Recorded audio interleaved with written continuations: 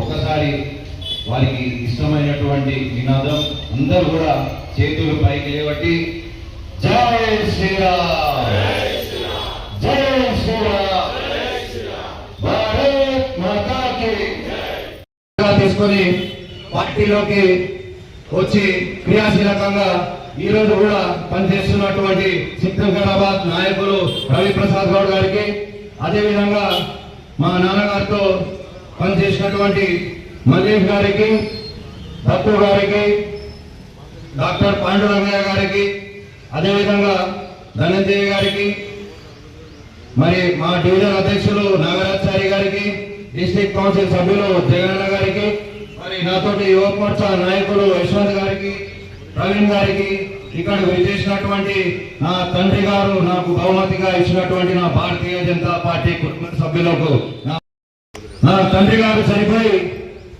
33 సంవత్సరాలు గడిచిన నాకు నేను ఒక 2 పిల్లలకు తండ్రిగా అయినప్పటికీ, నాకు 34 సంవత్సరాలు అయినప్పటికీ నాన్న మనం నడవాల్సిన దారి ఇది అని చెప్పి నా చేయి పట్టుకొని నాకు దిశానిర్దేశం చేస్తూ నాకు జీవితాన్ని ప్రసాదించిన నా తల్లి శ్రీమతి లలితా నందరాజు గౌడ్ గారికి శిరస్సు వచ్చి పాదాభివందనం చేస్తూ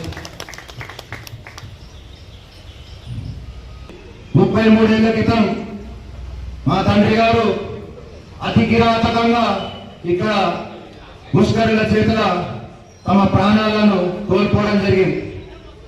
ఆనాడు నేను 1 సంవత్సరం 1 నెల ఉన్న పిల్లవాడిని.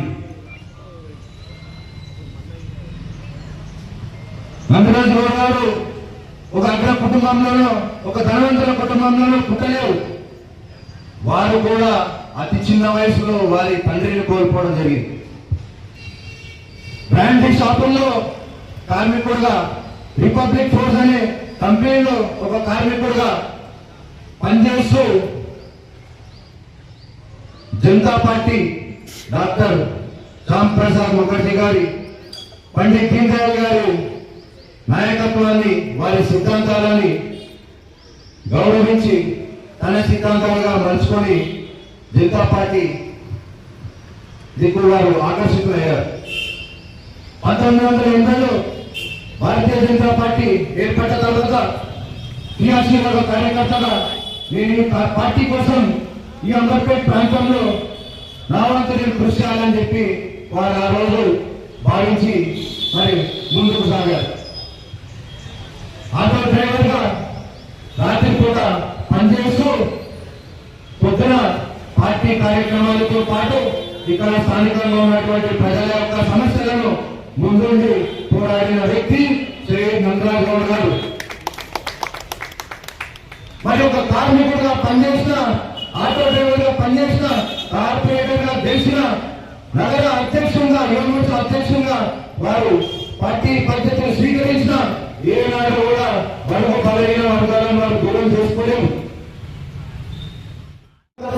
చేస్తూ నన్ను ప్రోత్సహించు, మీ తండ్రి గారు ఎలా చేశారు సేవలు, మీ తండ్రి గారు ఎలా ఉన్నారు, ఇందాక వేదిక ఉన్న పెద్దలు చెప్పారు, ధనంజయ గారు కానీ, అంతకుముందు ఆనంద్ గౌడ్ గారు కానీ, మన గౌతమ్ గారు కానీ, ఇంతకుముందు మల్లేష్ గారు మాట్లాడుతూ గెలవడం జరిగింది.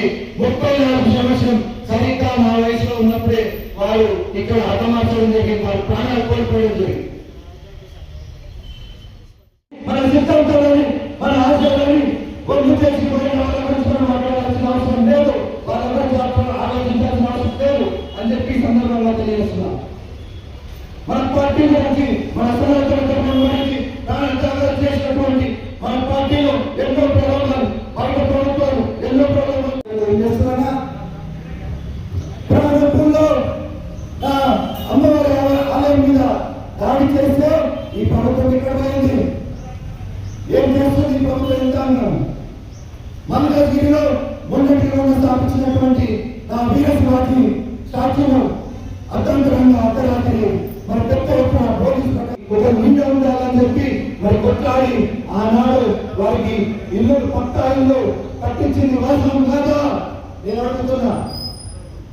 మరి ఒక కార్పొరేటర్ స్థాయి వ్యక్తి 33 సంవత్సరాల కిందనే అక్కడ ఉన్నటువంటి బలైన వర్గాలకి పక్కాయిలు కట్టించినట్టు వంటి నాయకుడు ఆనాడు ఉన్నట్టు మరి ఈనాడు మీరెంత చేయాలి గరీబులకి? మీరెంత చేస్తున్నారు? ఒక్కసారి ఆత్మ పరిశీలన చేసుకోండి. ఒక కార్పొరేటర్ కి సత్యమైనప్పుడు ఒక ఎమ్మెల్యేకి ఎందుకు సాధ్యం కాదు?